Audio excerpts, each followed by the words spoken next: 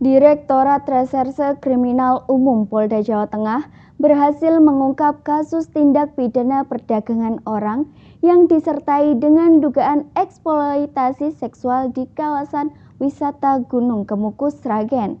Seorang perempuan berinisial S alias T yang diduga sebagai pelaku utama kini menjalani proses hukum lebih lanjut. Direktur Reserse Kriminal Hukum Polda Jateng Direskrimum, Kombes Pol Dwi Subagio dalam konferensi pers ungkap kasus tindak pidana perdagangan orang TPPO di Lobi Mako di Treskrimum Polda Jateng. Dirinya mengungkapkan bahwa kasus ini bermula dari laporan seorang ibu bernama NS 42 tahun, warga Tembalang, Kota Semarang, yang curiga terhadap pekerjaan yang ditawarkan kepada anaknya berinisial AM. Korban AM awalnya dijanjikan pekerjaan sebagai pelayan rumah makan. Namun kenyataannya, ia dipaksa oleh tersangka S untuk bekerja sebagai pekerja seks komersial atau PSK dan tidak diperbolehkan pulang tanpa membayar sejumlah uang. Lebih lanjut, Kombes Pol Dwi Subagio menjelaskan bahwa di lokasi tersebut tersangka mengoperasikan tempat hiburan tanpa izin dan mempekerjakan sejumlah perempuan sebagai pemandu karaoke. Dua di antaranya merupakan anak di bawah umur yang juga dipekerjakan sebagai pekerja seks komersial dalam praktek prostitusi terselubung yang dikelola tersangka. Dalam pengungkapan kasus tersebut, penyidik turut mengamankan sejumlah barang bukti, termasuk alat komunikasi, uang tunai, buku catatan transaksi, serta barang-barang lain yang menguatkan dugaan eksploitasi terhadap korban.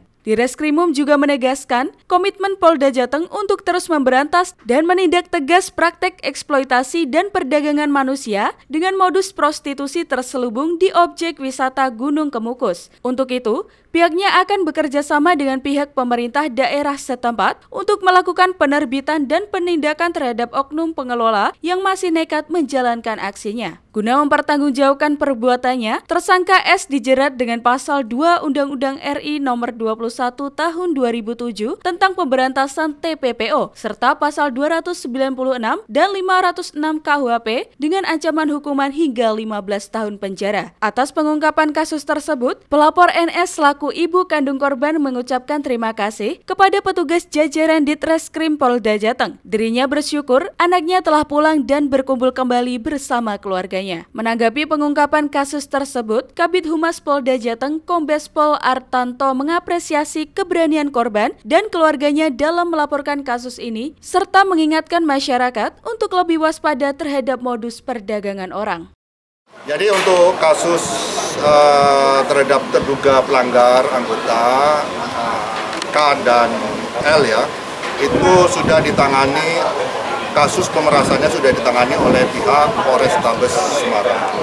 Sudah naik tahap sidik dan ditetapkan 2 anggota atau 3, 1 sipil ya, itu menjadi tersangka.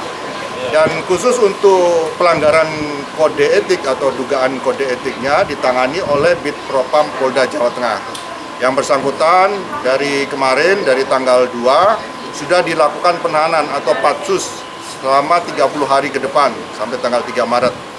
Selama proses patsus tersebut, yang bersangkutan akan menjalani sidang kode etik. Nanti kita tinggal tunggu hasil sidangnya seperti apa dan silakan rekan-rekan untuk monitor. Pak, apakah ada korban-korban lain yang melapor, Pak?